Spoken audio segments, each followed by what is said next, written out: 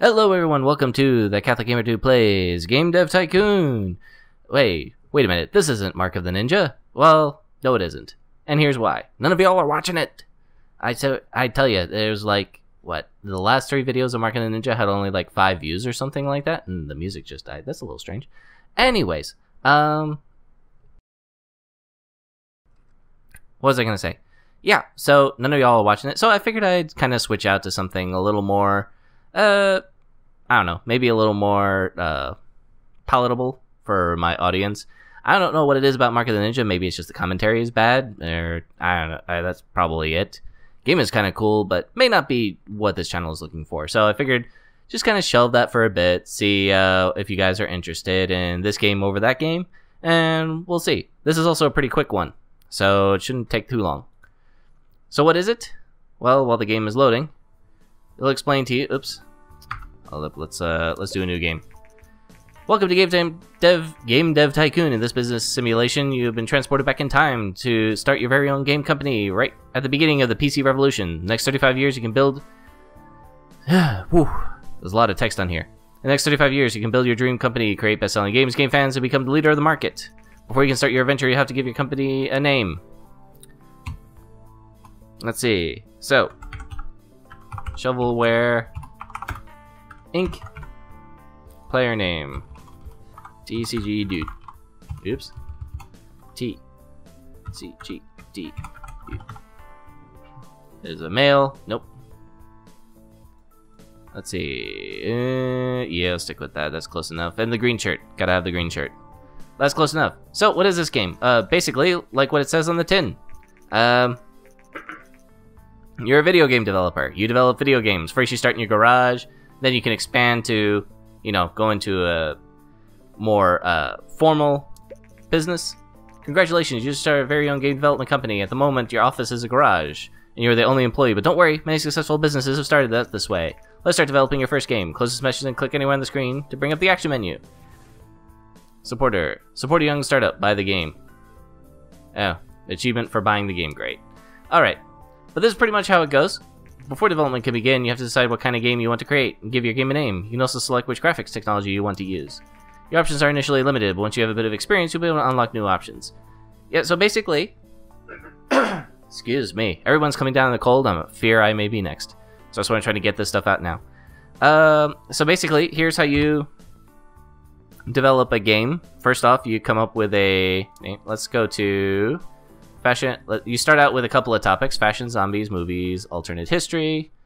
Let's do alternate history. Pick genre, and I think these are pretty static. So alternate history, strategy. Let's go with that. Pick platform, and you start with some platforms. You know, this is the dawn of the gaming era, so you only have like the G64, and obviously things that are trademarked will not show up. So it's the G64, it's the Commodore 64, and then the PC, which is not trademarked. 44% of market share, pretty even split. But since we have foreknowledge of the future, because this game pretty much tracks the kind of the future, you know, developments as they actually happen in real life, we're gonna choose the PC. Stick on that alternate history strategy PC. What do we want to call this? Night Crisis. Why not? I really don't know. So, yeah, basically, then you can choose things like the graphics technology. You'll get a lot of different stuff as you unlock things. So we'll start development for right now, because all we can do is design graphics, because that's all you really need in the game, right? Game development runs through 3 stages. At the beginning of each stage, you decide what areas of the game you want to focus on. Picking the right focus for your game greatly increases the points you generate. Think about what areas are important for your game and decrease the focus as you think are less important. If you want to read a brief description of the different areas, please refer to our help menu. Excuse me. So, sorry about that. So what does this mean? So basically, as you can tell on the screen, you have time allocation for different things like the game engine, the type of gameplay, and the stories and quests. Alternate history strategy. Since you're pretty much interested, since it's a strategy game, you probably want the engine to be good. The gameplay is pretty minimal in strategy games. Not minimal, but mostly you don't have, you know, a lot of controller input and things like that. And stories and quests, you need good scenarios because of the alternate history, but not so much for a strategy game. You know, stories and quests are much more for the kind of stuff that we talk about usually on this channel, story-driven games. Alright, so game development has now started. While developing your game, generate game points, which you can see bubbling up. Game points are divided into design points and technology points. The more points you generate, the better the game will be. From time to time, you'll also be bug points generated. These points become less likely once you gain experience. Bugs should be fixed before the game is released, and increase development time and costs. So, I'm going to tell you right now, there's a little bit of fantasy to it. You do not introduce less bugs as you gain more experience. You just introduce more interesting bugs. I'm a software developer. I know this. So just so you know. Alright. So as you can see, we're generating points. Got 4 design points up top, 3 technology points. The idea is that the higher these numbers are, the higher the numbers are, the better your game is. Because it's all about metrics, right? That's how it totally works in real life. Still, this is a light sim. Let's see, dialogues, not so much. Probably a little bit of dialoguing for tutorials and stuff like in this game. Level design, but the AI is extremely important in strategy games. So let's do it that way. Alright. Yeah, and as you can see at the top, you have monthly costs, you have cash, and as it says, in 35 years is when the game ends. During development, you can also select additional features for your game. Right now, you can only pick basic sounds, but your options will increase quickly. Selecting additional features will make the game generally better, but also increases its costs. You'll see the graphic type you selected when you define the game. Just to remind you of your choice, you cannot change the type of graphics mid-game. Alright, so as you can see over here, we have the graphics. We've already chosen the graphics. So basically we have sounds, which will add an extra 5,000. Yeah, you want to need that. World design in a strategy game, yeah, somewhat. Graphical fidelity, not so much, and sound is kind of meh. But we'll add the basic sounds bonus. So, and that will pretty much make it cost an additional 5K. As you can see, as the cash keeps going down, but we're getting a lot of bubbles coming up. Alright, development of your first game is now complete. You can press the finish button to publish the game, but you only do that once you fix the majority of bugs. Releasing a game without fixing bugs can severely affect your rating, and you should only ever consider that if you need the cash or can't afford to wait. So fix the bug, yes, it's that simple. Let's see, you can also wait a little bit longer to see if you can squeeze out a couple of extra points, you know, kind of polish the game a little bit. But I think that's what we're all going to get, so we'll just push it out the door. Development of your game is now finished. While developing games, you gain experience and improve your skills. When development is completed, you will be presented with a summary of experience gained. Night Crisis. Bonus. New topic, new combo. You gain levels up in different areas, and once you level up, that means that you, as an individual developer, become better. Yeah. Release game. Your game is now complete and will be handed off to publishing. Whoever that is, I have no idea. We shall see reviews and sales coming in through the game soon. Must be the precursor to Steam. Let's see. You can develop a new game and you can also research while you're waiting. The first reviews of our newly released game, Night Crisis, came in. And critics agree. Meh. And 6, quirky but good, informed gamer. Could have been better, game hero. And I like it. 6666 all across the board, which means it was muh, but it wasn't horrible. That's good. After publishing a game, invest a little bit of time to analyze your creation, generate a game report. Game reports are a great way to gain research points as well as valuable insights into what works and what doesn't work when developing a game. Interesting. Generate a game report, close this message, and then click anywhere on the screen to bring up the action menu. Interesting. I think this is a new feature. I played this earlier. Oh no, this is not. Let's see, let's select, I guess we'll select that. Shovelware Inc., a newcomer in the game industry, has just released their first game, Night Crisis. While the game received favorable reviews, which is a good start. Shovelware Inc. are sure to gain fans quickly. Interesting. Subject verb agreement, etc. Maybe I'm wrong about that. Alright, so we're doing research. Night Crisis sold 5,943 units in its first week in the market and made it to the charts at number 32. That's pretty fantastic. Now that your game is on sale, you'll receive the income from the game every week. You can see how well your game is doing by looking at the sales graph at the top right of the screen, which is right up here. We sold 59k units, made 46.1k back, which is not bad on investment. Night Crisis was so successful that we now have 24 fans. So you gain fans, which actually helps with your sales just because people like the company. So our post analysis, Results. Excuse me. Our post-release analysis of Night Crisis is complete. We got the following results. Alternate history and strategy is a good combination. Engine seems to be quite important for this type of game. Alright, so that's that. Game reports are a great way to gain more research points and new insights. It pays off to generate a report for each game you release. As you completed your first game report, it's a good idea to look at the research menu. To open the research menu, close this message, and bring up the action menu. Sure.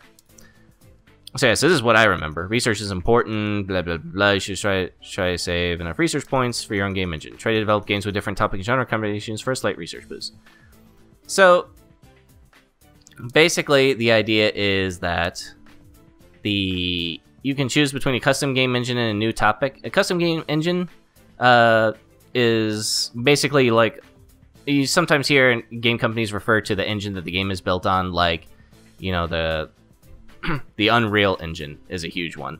And the idea is that that's just a kind of a baseline for a lot of companies will do. They won't write the engine, but they'll buy the engine from another company and then use that to develop their game.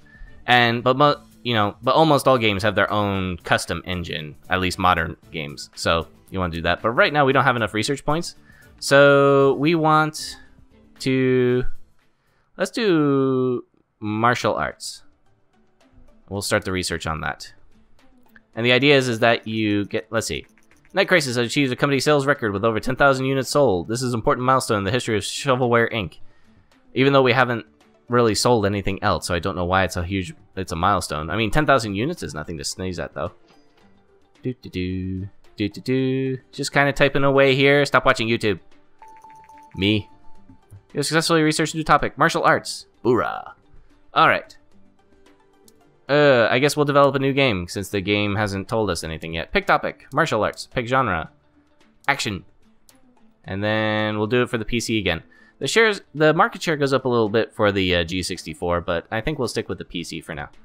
Let's see. Martial arts. Action for the PC. We're going to call it Ninja Guy Dan. Awesome. V1 graphics, again, with that, let's go to it. Yep, Alright, engine. Gameplay is absolutely essential for an action game. Engine, less so. Story quests, even less than that. Although, the original Ninja Gaiden had a pretty good story as far as I was concerned for, you know, a NES game in the early 80s. Let's see here. Engine is good. Gameplay is absolutely important. Story and quest, not so much. I'll go with that. Stop writing, start coding. Code now, think later. Alright. AI is important. Level design in an action game is really important. Dialogue's not so much. I like that balance here. Level design, artificial intelligence. Enemies are not really that bright in action games, but there are a lot of them. Level design is essential, though.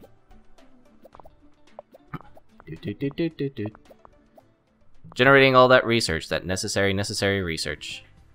World design. Not so much. That's more for like lore and how worlds fit together. Graphics and sound, absolutely. World design. Let's do that. Let's see. Night Crisis is off the market. It sold 19,569 units, generating 137,011 in sales. So I got 127K in the bank, which is pretty good. Lots of bugs, though. Wow. Alright. Gotta fix the bugs. Fix the bugs. Fix the bugs. That's right. Technology. Recent industry success that the Govidor G64 is steadily outselling its competitors in the PC sector. Consumers prefer the lower price, greater availability, and the flexible hardware configuration over other home computers. Experts say this might spell the end of competing hardware manufacturers. Ha ha ha. We know that's not true. Alright. I'm gonna push this sucker out the door. One more point design. Can we get one more design? No. Alright, fine. Ninja Gaiden. New topic, new combo. Get all kinds of experience. And we release it. Good judgment. Create a game with a good topic genre combination. That's what I did last time. Alright. First reviews for newly released game Ninja Gaiden came in. And it's a 6. I like it. Star Games. It's quirky but good. Informed gamers. We gotta be all the same stuff. I can only push out meh. Could have been better. Game Hero. And 7. Ooh, we cracked it. Good game. That bribe worked out. Alright. Let's see. I guess while we're waiting on that, we're gonna have to remember to generate game reports, because I didn't do that on my last playthrough. This is a fairly new option. Well, I haven't played this game in a while. So we'll generate a game report. Get 2 more research points, which is pretty cool. Let's see, wow, that's quite a bit of research, actually. Our post-release analysis of Ninja Gaiden is complete, and we got the following results. Martial arts and action is a great combination. Sound seems to be quite important for this type of game. Alright, so we're going to pause it right here. That's it for this episode. But if you like it, let me know in the comments. Thank you very much for joining me. This has been the Catholic Gamer Dude playing Game Dev Tycoon, and I will see you next time.